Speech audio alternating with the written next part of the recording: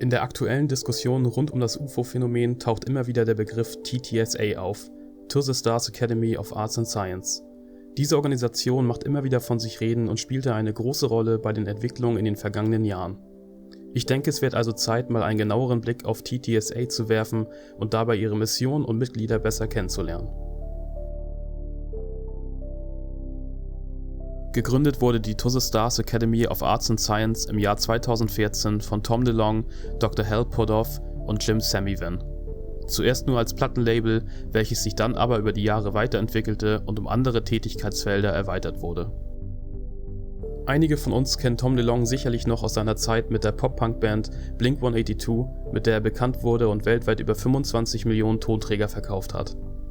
Auch heute macht er noch Musik mit seiner Band Angels and Airwaves.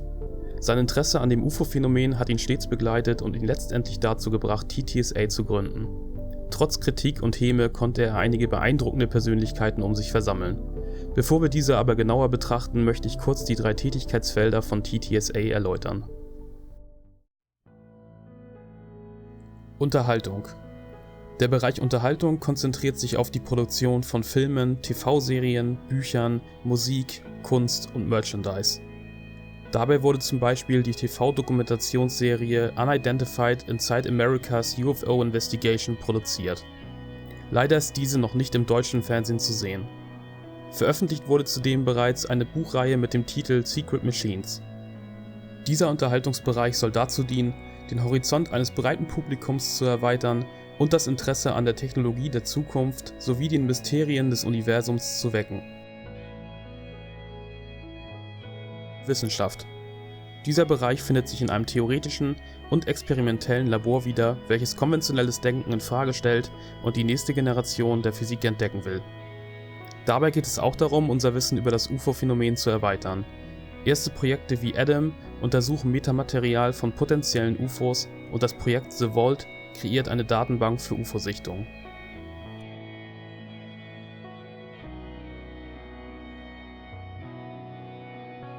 Luft- und Raumfahrt. Hier geht es um Fragen der allgemeinen Luft- und Raumfahrt und die Forschung an revolutionären Durchbrüchen in Antrieb, Energie und Kommunikation. Sie arbeiten dafür mit führenden Ingenieuren des US-Verteidigungsministeriums und von weiteren Luft- und Raumfahrtunternehmen zusammen.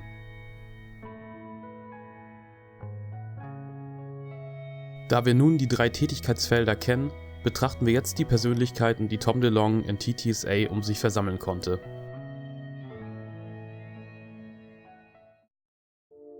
Beginnen wir mit Dr. Hal Puthoff und lassen ihn zuerst einmal selbst zu Wort kommen.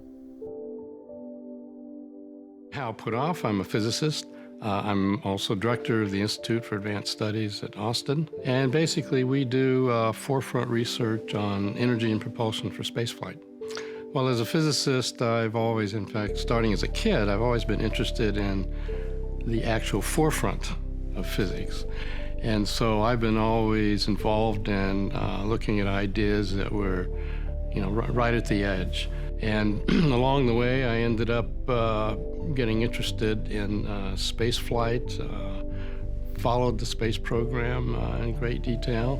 My ex-CIA contract monitor, Kit Green, told me about Tom and what he was doing, and said he thought I should meet him because Tom was really exploring new areas right at the edge of research, and that since that was my interest level, it would make a good combination. Dr. Hal Puthoff ist neben seiner Tätigkeit als Gründungsmitglied von TTSA auch Vorsitzender von EarthTech International. Diese Organisation widmet sich der Erforschung der wichtigsten Bereiche von Wissenschaft und Technik. Ihre Interessen umfassen Theorien zu Raum und Zeit, Schwerkraft und Kosmologie, Studien zum Quantenvakuum, Modifikation von Theorien der Elektrodynamik, interstellare Flugwissenschaft und die Suche nach außerirdischer Intelligenz. Insbesondere da diese Themen für die Entwicklung innovativer Weltraumantriebe und Energiequellen gelten könnten. Zudem ist er Direktor des Instituts für Advanced Studies. Dies ist ein 1930 gegründetes privates Forschungsinstitut in Princeton, New Jersey. Das Institut ist nicht Teil des Universitätssystems, auch wenn die räumliche Nähe zur Princeton University zu engen informellen Verbindungen und Kooperationen führt. Bekannt ist es insbesondere als letzte Wirkungsstätte Albert Einsteins und als Zufluchtsort vieler weiterer aus Deutschland geflüchteter Wissenschaftler während des Dritten Reichs. Dr. Hal Puthoff ist außerdem Berater für die NASA, das Verteidigungsministerium, Geheimdienste und Unternehmen, die an zukünftiger Technologie arbeiten. Ein weiterer Mitbegründer von TTSA ist Jim Semivan. Sehen wir uns auch hier ein kleines Video an. My name is Jim Semivan. I'm a retired CIA officer. I worked as a spy for 25 years in the CIA's clandestine service. Had a wonderful career there, enjoyed it very, very much. Was lucky enough to be a member of the Senior Intelligence Service. I currently consult with the intelligence community on a part-time basis. I was born and raised in Ohio. Went to school at Ohio State, got a couple undergraduate degrees, left and eventually went to San Francisco, where I got a master's degree in English literature at San Francisco State University. Working at the Central Intelligence Agency is a unique experience. You get in and you're very highly trained. You're working with a group of people that are usually very, very smart. They tend to be very, very bright and from any number of areas. You can have somebody working next to you with a PhD in French literature. The young woman working on the other side of you has a master's degree in business or perhaps a law degree. In the clandestine service, you're training to be a spy. It's a lot of work. It can be a lot of pressure, particularly when you're starting out, because you're with a group of people that generally tend to be highly, highly motivated. And so you have to sort of keep up with everybody. It's a lot of fun. They do train you very, very well. Working as a spy is always interesting. It's somebody once described it as 95% boredom and 5% sheer terror, and I think that's pretty much accurate. They give you a lot of testing to make sure that you fit into a certain profile. So I was lucky enough to be in the clandestine service, and I had a very, very nice career. Semivan hat 25 Jahre lang für die CIA gearbeitet und war dort Teil einer Behörde, die die geheimdienstlichen Aktivitäten sämtlicher US-Nachrichtendienste im Bereich der Human Intelligence koordiniert. Außerdem war er Berater in mehreren Geheimprojekten und arbeitete nach eigener Aussage als Spion.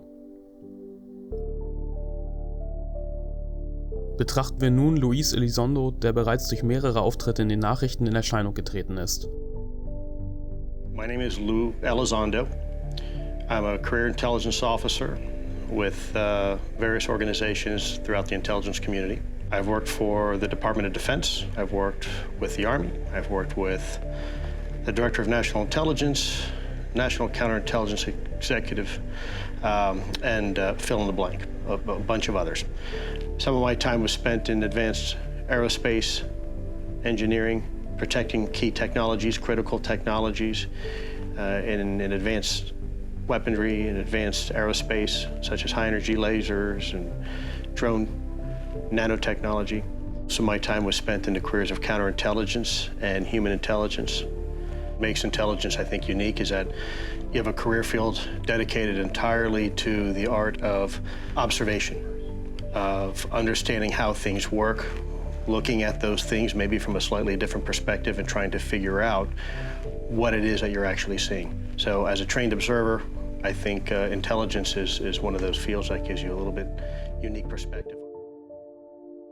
Luis Elizondo war der Leiter von ATIP, einem geheimen Programm des Pentagons zur Untersuchung von unbekannten Luftraumphänomenen. Dieses Programm wurde mit $22 Millionen gefördert und vom US-Senator Harry Reid initiiert.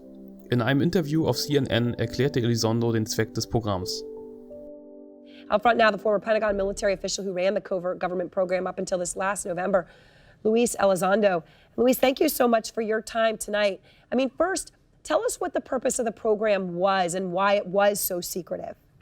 Sure. The purpose of the program, Advanced Aerospace Threat Identification Program, was really designed to do just that. From a national security perspective, identify those things that we see, whether we see them electro-optically, we see them with radar, we see them as eyewitness reports, through a myriad of different ways and avenues that we receive the information, and try to ascertain and determine if that information is a potential threat to national security, in a nutshell. So what did you find? Well, we found a lot. I think it's probably been a little bit mischaracterized in some of the social media you see and what people put out, because a lot of times when we don't have a lot of information, we tend to fill in those gaps with what we think is logical. And there's still, by the way, a lot we really don't know. I think what's important is that we have identified some very, very interesting anomalous type of aircraft. Let's call them aircraft. Things that don't have any obvious flight surfaces, any obvious forms of propulsion, and maneuvering in ways that include extreme maneuverability beyond, I would submit, the healthy G-forces of a human or anything biological. Hypersonic velocities, low observability, positive lift, again, seemingly in defying the laws of aerodynamics. So people so do are you talking. think, I mean, I know, but do you believe, when you get that Navy pilot saying what he said, do you think that was, a UFO? To obviously, I don't have any other word to use, or that, or something else? Sure, that's a great question. Keeping in mind, it's not just the pilot's testimony on an observation. Sure, when someone comes to you who's in charge of a multi-million-dollar weapon platform, who maintains a top secret security clearance, who is paid and trusted by this country to go fight wars and to fly over cities with live munitions, and by the way, they're trained observers with millions of dollars invested in their training, Yep. I would submit to you it's pretty compelling. But on top of that, it's not just the eyewitness testimony. It is actual electro-optical data and radar returns. It's also people like radar operators and air traffic controllers. So I think the discussion should be maybe a little bit broader than that. I think people are focusing just on 2 videos coming from a set of F-18s when really it's a lot more than that. When I ran this program, I was fundamentally looking at, my colleagues looking at 2 things. Yeah. What is it and how does it work? We have deliberately stayed away from going down the rabbit hole of who's behind the wheel and what are their intentions. Yeah. Because a lot of people have a lot of feelings towards that and are very emotional about that. And what I wanted to do is to allow the data to speak for itself and then use that data to inform leadership, senior DoD leadership, about the potential threat that these type of technologies pose to national security, especially over any type of controlled airspace that we might have. So I'm not trying to be evasive in any way or vague with your answer, but Yeah. Well, I think there's a lot of possibilities. Look, and I know you think it's important. I know you think that the government didn't take the threat seriously enough. So let me just ask you point blank the question. Do you believe that life from somewhere else, while you ran this program, came here, visited, observed? I will tell you unequivocally that through the observation, scientific methodologies that were applied to look at this phenomena, that these aircraft, we'll call them aircraft, are displaying characteristics that are not currently within the U.S. inventory, nor in any foreign inventory that we are aware of. So I know you're being clear, but I mean, the answer is yes.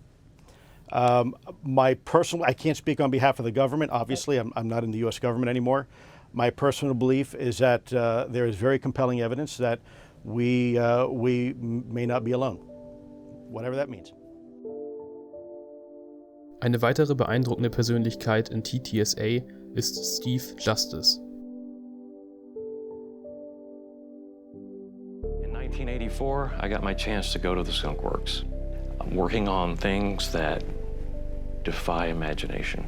What differentiates the Skunk Works from other airplane design companies is a philosophy that was instilled by Kelly Johnson in 1943, which was to create breakthrough products in a fraction of the time and at a fraction of the cost that other companies could do. That philosophy created the XP-80, the prototype for the Skunk Works, and carried through a succession of airplanes that the public would recognize as the U-2, the SR-71 Blackbird, the F-117 Nighthawk stealth fighter, and even the DNA, the technologies from those programs are embedded in programs you see today, such as the F-22 Raptor and the F-35 Lightning II. Steve Justice arbeitete 39 Jahre lang als Programmdirektor für Lockheed Martin.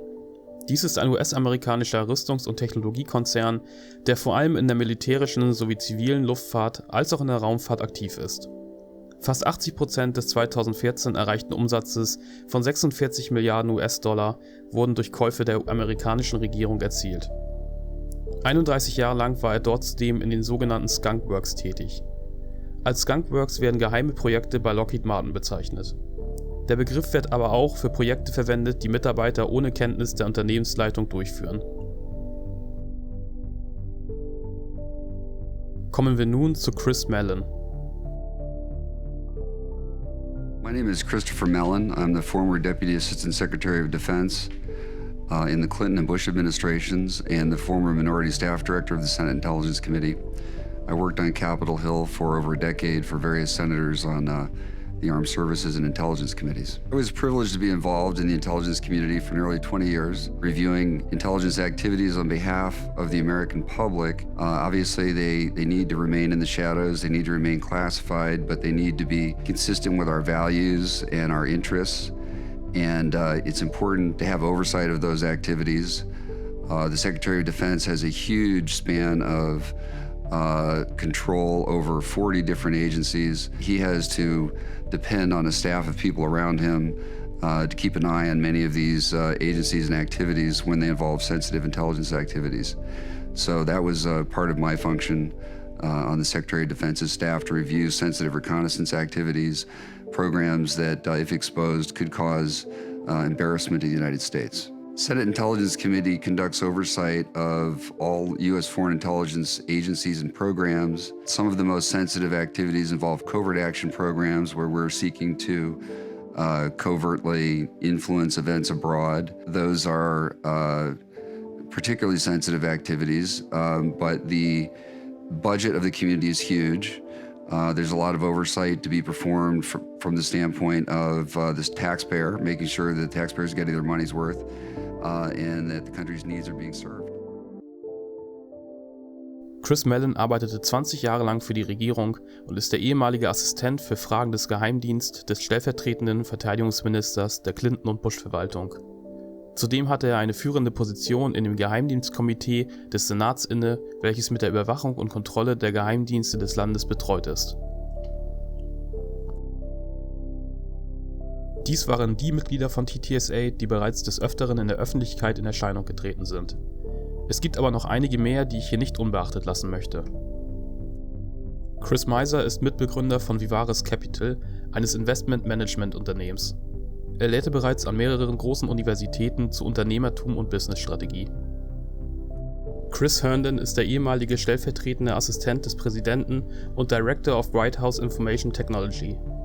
In dieser Funktion hat er den Präsidenten in allen Fragen der Technologie beraten.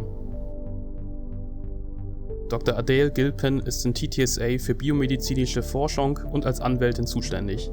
Für das Verteidigungsministerium hat sie bereits an einem Programm zur Forschung an traumatischen Verletzungen teilgenommen.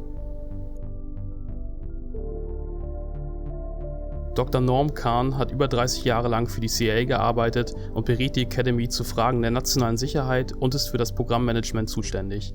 Professor Dr. Paul Rapp berät die Academy zu Fragen rund um Hirnfunktion und Bewusstsein. Er ist Professor für Militär- und Notfallmedizin sowie für medizinische und klinische Psychologie.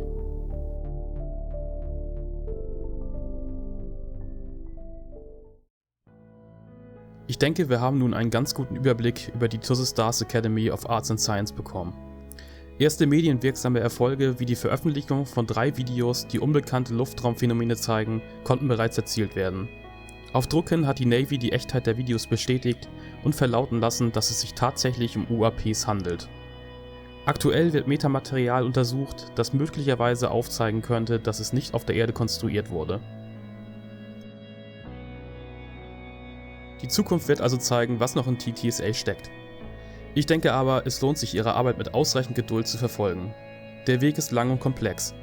Trotzdem wurde in den vergangenen Jahren schon vieles erreicht, was in vielen Jahrzehnten der Arbeit nicht erreicht wurde.